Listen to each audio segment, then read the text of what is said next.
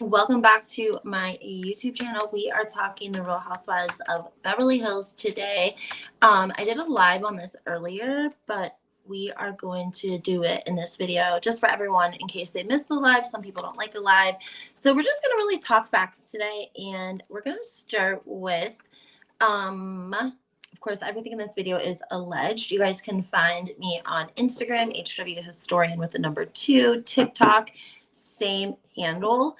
And you can also find my blog on www.lindsay.com. I also host, well, she co-hosts me, Lisa, NYC Gal Out, every Thursday, and we recap the Real Housewives of Beverly Hills. But this isn't a recap necessarily. This is more about some tea, and we're going to talk about just some things that are going down, especially about Dorit and Beverly Beach.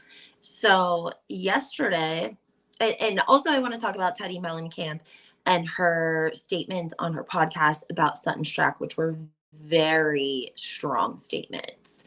Very strong statements. So everything in this video is, of course, alleged. If you guys want to email me, you can email me at housewifehistorian2022@gmail.com. I'm charging my phone. I don't know how, I'm sorry. Like, this video is not amazing. I'm getting back into the swing of things on YouTube. And I have a doctor's appointment that changed my whole day today. My face is even, like, swollen. So I want to talk to you guys about Teddy Mellencamp first and foremost, because on her podcast, she slammed Sutton. And hypothetically, if we talk about her accusations, hypothetically, if they were true, and she's saying that Sutton is an alcoholic, basically, and she's saying that Sutton does not eat, and she tells a story about how they were in Italy and they were given like a to-go lunch because they were going in a Sprinter van, and allegedly Sutton lost her shit, which doesn't make a lot of sense because it's like, if she doesn't eat, why would she care what you guys were eating for lunch? But according to Teddy, Sutton flipped out. And they had to calm her down. I have the whole clip, but I only posted the part where she's really going in on Sutton because hypothetically, like I said, Teddy's calling her an alcoholic, and she's saying that she doesn't eat. All of her calories come from vodka and cranberry juice. So if you really believed that, and then she follows up with a statement about how Crystal's been very open about her eating issues, and Teddy's been very open about her eating issues. Okay, well, what about Kyle's eating issues? She hasn't been that open about it. That's why you didn't even mention her eating issues. And Teddy, you used your eating issues to sell people your weight loss plan, but not tell them that you actually had a lap band after when they had their last daughter, not the youngest, but the one before that, because they thought it was going to be their last. She had a lap band, and then she went on Housewives after she had lost a lot of weight, and she started her business because she was maintaining.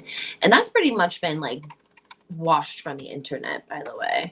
Like, it's very difficult to find it on the internet about Teddy Mellencamp having a lap band before she went on RHOBH. Anyways, guys, let me play for you this clip. Sorry.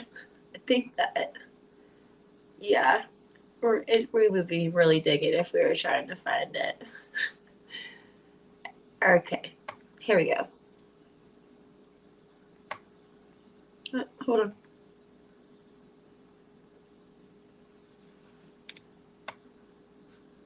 I don't know why I don't want to hear it.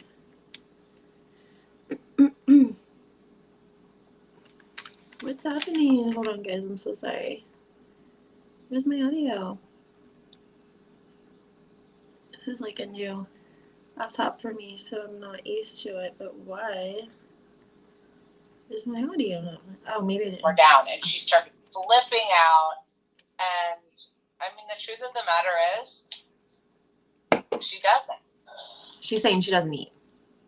She does. And so she can be annoyed about it, or she can start to talk about it. Crystal has been very open about her eating situation, and I feel like I've been quite open about my highs and lows with it. But watching somebody in in a situation where the majority of your calories are being taken in from vodka and ocean spray is not ideal. No, it's not good. Not good. But then I just don't know how we're supposed to take upside down Denise seriously, bringing back 3-year-old drama over her kids when we there's that, you know, like we're all trying to calm her down, and she starts flipping out. And I mean, the truth is, so Teddy basically says she doesn't eat. She gets all of her calories from vodka and cranberry juice.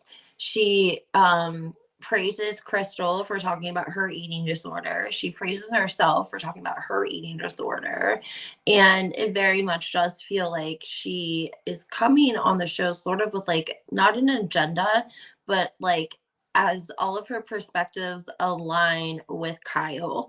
And she does seem very I don't know, like too emotionally like attached to the franchise, if you will. Like sort of like how Tamara sits out on the OC. Maybe Teddy should sit out on the Beverly Hills recaps when they do that, because it's not selling. People, the comments, a lot of them are like, Teddy doesn't know anything for Santa. And again, what about Kyle? Kyle had, issues. And we don't really talk about that. She doesn't really, she's mentioned them on the show, but not to the extent that, Teddy and Crystal have. I mean, Crystal made it part of her storyline, and that's okay. That's great, just like Jackie from the Real Housewives of New Jersey. So people are definitely talking about more and more, but it definitely feels produced by Kyle when Teddy talks like this. And this is sort of what, because of this like relationship that they have, and then Teddy goes on the podcast and like says all this stuff that that she's talked about with Kyle before she came on the came on the podcast.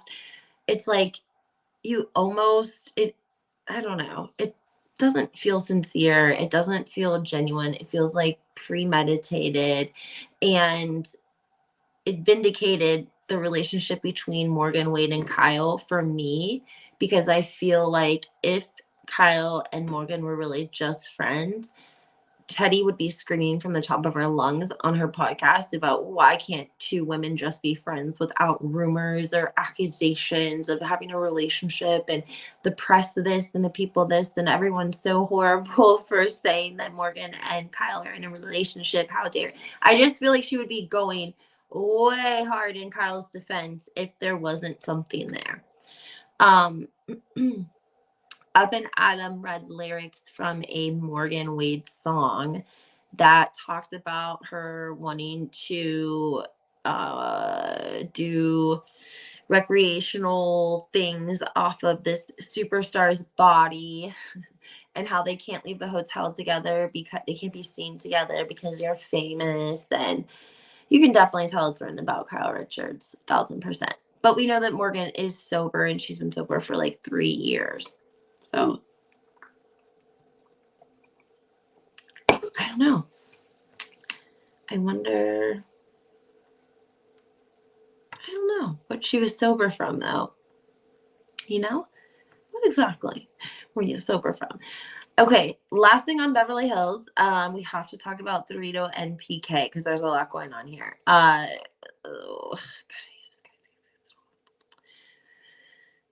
So first, Julia Roberts goes on Watch What Happens Live, and Andy Cohen takes the opportunity to ask her opinion and thoughts on the PK rendition of Pretty Woman that he did for Dorito for their anniversary. And I thought it was very much shade, and people said that some people said I was wrong. Some people thought that it was shady too. Julia's reaction is hilarious. And so sometimes I think I'm funny, and I have a Beverly Beach hat that I bought. And there's accusations that Beverly Beach has closed its doors or its website.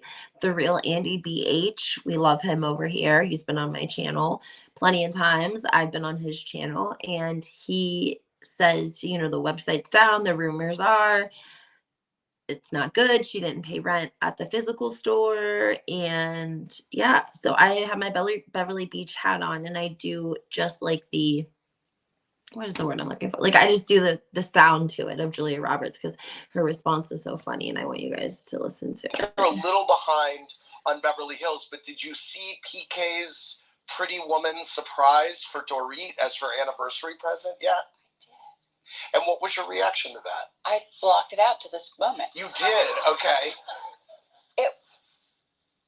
It was very strange. Okay. Yes, it was odd, I right? really did block it out, so you just brought it up again. Yes. And she didn't seem Thrilled by it. No. No. At all. And you think the only thing that would have made it work Yes. is if the necklace was the gift. Yes. And before she even settled her eyeballs on it, he was like, it's going back, baby. Right, exactly. Right? Right. Yeah, so And It's Andy's like, what agreeing. is this? I didn't understand Exactly. any of it. Yes. We're having an early dinner at the Beverly Hills show. I mean, even that would make you suspicious. Right, exactly. Yeah. Right, the necklace should have been the gift. But he said it's going back, baby. Like, at Yeah, you're a little behind. Andy's Beverly like Hills. loving that. What the He hell? is. He's like shading them too. And some people are like, that's not shade. I'm like, oh, I think that's shade. And in another episode, guys, we're going to talk about Shannon Medora's ex dating Alexis Bellino. I told you guys about this a while ago, like over a week. I told you guys after Thanksgiving, but is it because they already did a People cover? What the Lord Jesus help us. Oh, okay. So back to Real Housewives of Beverly Hills.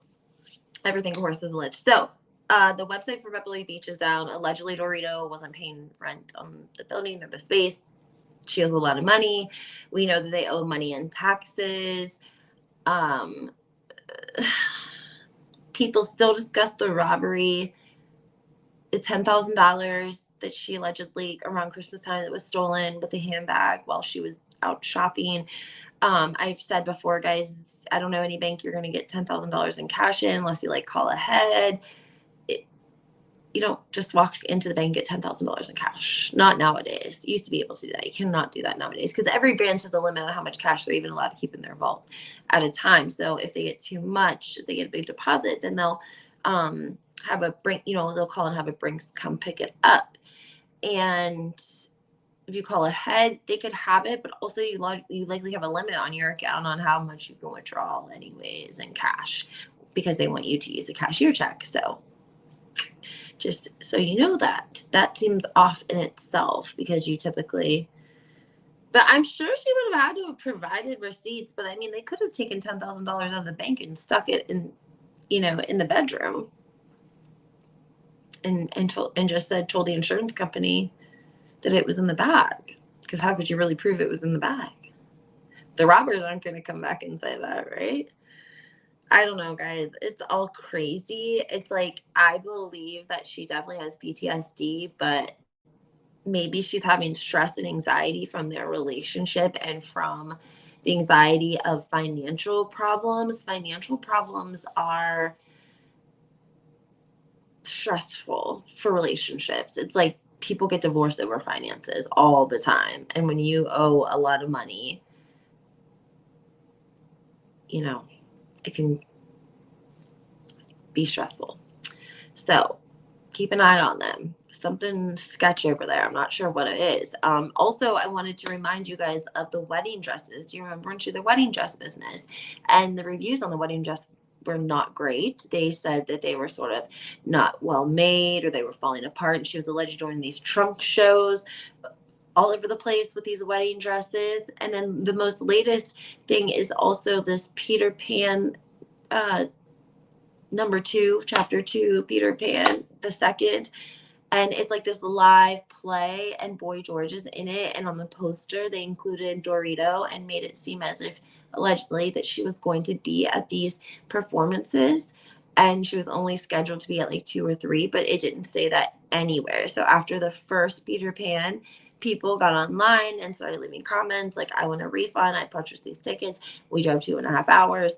I didn't know all these people were so dedicated to see Dorito, but apparently they are. And so they want their money back. And I haven't heard much since on that since. So I'm thinking that they must have refunded these people. But we know that her husband PK is obviously Boy George's manager and probably in charge of the flyers and production. And he made it seem like that. So, oh my gosh. Also, guys, I want to say that Kenya Moore put this on her Instagram story today. I want to read this to you guys because I want to know what you guys think. Kenya Moore from the Real Housewives of Atlanta said, "Good morning, Team Twirl. Today is an important day for me as I wish to close one chapter in my life as I open another. Please pray for closure for my family and a positive outcome. With love and hope, Kenya." I don't know. Do you guys think it's her divorce? Do you think that it is the show? A lot of guests are honestly, the divorce was as bad as Bethany's. Hope he finally leaves her. I'm guessing the divorce from hell is finally over. My first thought is divorce. So a lot of comments. I hope it's her divorce. Everyone thinks it's her divorce being finalized. It has been, dang, a long time. But we never know because we know that she wasn't promoting the Real Housewives of Atlanta during BravoCon. And so, I don't know.